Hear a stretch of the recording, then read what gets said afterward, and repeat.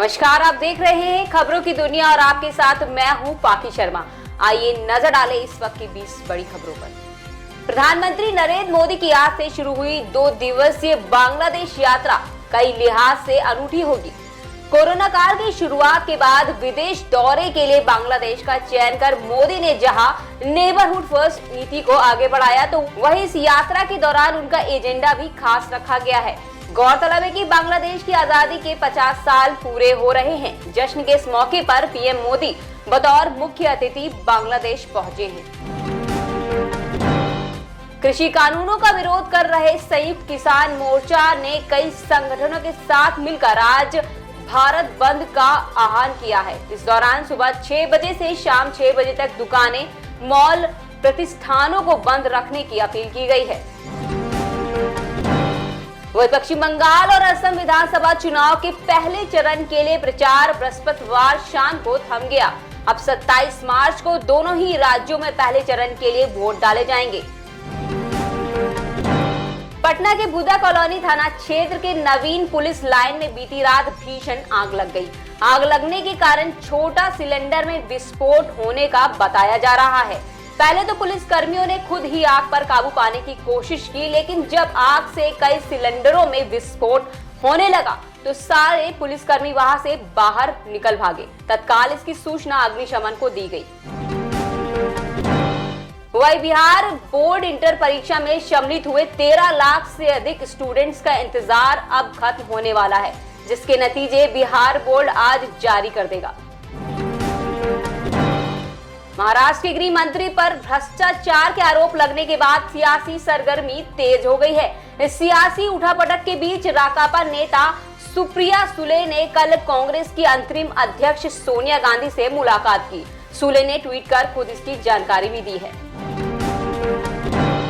वही खेल जगत से जुड़ी प्रतिभाओं के लिए सरकार ने बड़ी राहत की पहल की है। Ministry of youth affairs and sports की ओर से सभी 55 स्पोर्ट्स फेडरेशन को national sports development code of India को लागू करने का फरमान जारी कर दिया है। मुंबई के भांडुप इलाके में एक मॉल की तीसरी मंजिल पर बने कोविड हॉस्पिटल में बुधवार रात करीब 12:30 बजे आग लग गई। इस हादसे में 2 लोगों की मौत हो गई। हालांकि हॉस्पिटल में भर्ती 70 मरीजों को सुरक्षित निकाल लिया गया है और इन्हें दूसरे अस्पताल में शिफ्ट कर दिया गया है। वहीं महाराष्ट्र पुलिस डिपार्टमेंट में ट्रांसफर पोस्टिंग रैकेट चलाने का आरोप लगाने वाली राज्य की पूर्व इंटेलिजेंस कमिश्नर रश्मि शुक्ला की मुश्किलें बढ़ सकती हैं। राज्य के चीफ सेक्रेटरी सीताराम जे कुंटे ने अपनी जांच रिपोर्ट मुख्यमंत्री उद्धव ठाकरे को सौंप दी है। सीबीआई ने कल 11 राज्यों की 100 लोकेशन पर छापे मारे हैं। इनमें जयपुर, भोपाल और अहमदाबाद भी शामिल हैं। ये कार्रवाई 3,700 करोड़ रुपए के बैंक फ्रॉड मामले में की गई है। इन फ्रॉड को लेकर देश भर में 30 एफआईआर भी दर्ज की गई है। बिहार में ट्रस्ट के नाम पर धोखाधड़ी करने वाले पति पत्नी और उनकी बेटी की संपत्ति को प्रवर्तन निदेशालय ने जब्त कर लिया है। इन पर मेडिकल कॉलेज की सदस्यता दिलाने के नाम पर ठगी का आरोप है। पटना में फ्लैट के अलावा सासाराम स्थित 13 प्लॉट को भी जब्त कर लिया गया है, जिसकी कीमत 1 करोड़ रुपए से अधिक बताई जा रही है। श्रीनगर में सीआरपीएफ की पेट्रोलिंग पार्टी पर आतंकी हमला हुआ है। ये हमला लावापोरा इलाके में हुआ है। सीआरपीएफ पार्टी पर हमले में 2 जवान शहीद हो गए हैं, जबकि 2 जवान घायल हुए हैं। घायल जवानों को अस्पताल में भर्ती कराया गया है। बता दें कि लावापोरा इलाके में गुरुवार दोपहर को आतंकियों ने सीआरपीएफ की पेट्रोलिंग पार्टी पर हमला कर दिया था। वही आईजी ने बताया कि इस हमले में सीआरपीएफ के 2 जवान शहीद हो गए हैं। कोरोना वायरस के संकट के बीच देश में होली के त्योहार की तैयारियां तेज हो गई हैं। उत्तर प्रदेश के शाजापुर की होली काफी चर्चित है, लेकिन इस बार होली के जश्न के लिए खास तैयारी भी की जा रही है। यहाँ प्रशासन ने इलाके में करीब 40 मस्जिदों को प्लास्टिक की शीट से ढक दिया है, ताकि होली के दिन यहाँ कोई अप्रिय घटना ना हो पाए। दरअसल यूपी के शाजापुर की होली काफी सुर्खियों में रहती है। यहाँ होली का जश्न मनाते हुए एक जुलूस निकाला जाता है, जिसमें लाट साहब के पुतले को एक बैलगाड़ी में बैठाकर उस पर जूते बरसाए जाते हैं। उत्तर प्रदेश के कुख्यात बदमाश सुंदर भाटी के साथ 12 बदमाशों को उम्र कैद की सजा सुनाई गई है। ग्रेटर नोएडा के हरेंद्र प्रधान मर्डर केस में सुंदर भाटी समेत 12 बदमाशों को गौतम बुद्ध नगर जिला और सत्र न्यायालय ने उम्र कैद की सजा सुनाई है। वहीं शनिवार से अगले रविवार यानी 27 मार्च से 4 अप्रैल के बीच बैंक सिर्फ 3 दिन ही खुलेंगे, इसलिए आपको सभी जरूरी काम समय से निपटा लेने चाहिए।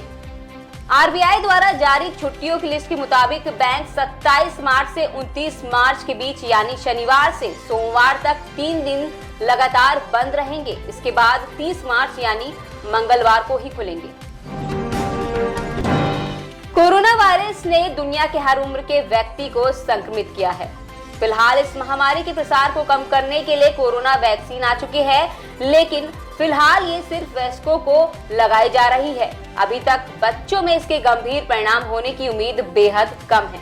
हालांकि कई लोग अपने बच्चों को लेकर बेहद चिंतित हैं कि उनके बच्चों को कोरोना की वैक्सीन कब लगेगी। इसी सवाल का जवाब दिया है फाइजर बायोएनटेक ने। फाइजर बायोएनटेक के प्रयास सफल रहे तो जल्द ही बच्चों के लिए भी कोरोना वैक्सीन आ जाएगी।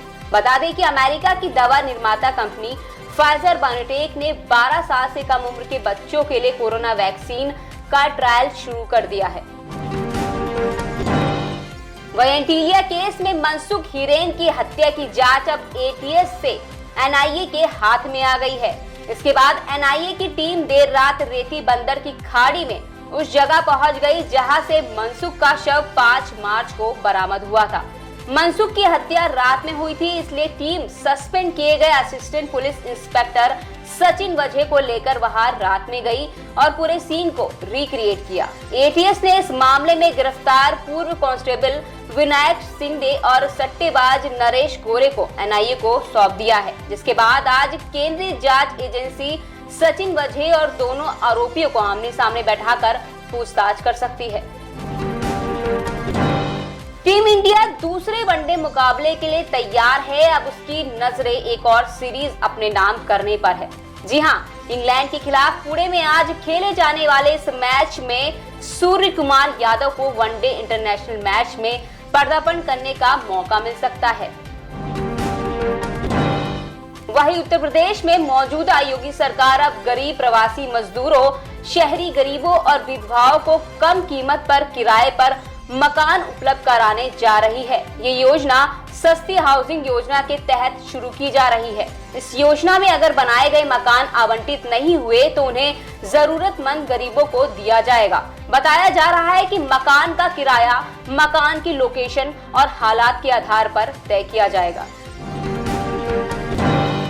मध्य प्रदेश के मुख्यमंत्री शिवराज सिंह चौहान और पर्यटन मंत्री प्रहलाद पटेल आज विश्व धरोहर स्थल और ऐतिहासिक पर्यटन नगरी खजुराहो में स्वदेश दर्शन योजना और मध्य प्रदेश पर्यटन द्वारा नव निर्मित छत्रसाल कन्वेंशन सेंटर का लोकार्पण और MICI road show meet in India का शुभारंभ करेंगे। तो ये थी इस वक्त की कुछ बड़ी खबरें और ऐसी ही खबरों के लिए हमारे साथ जुड़े रहिए और देखते रहिए खबरों की दुनिया।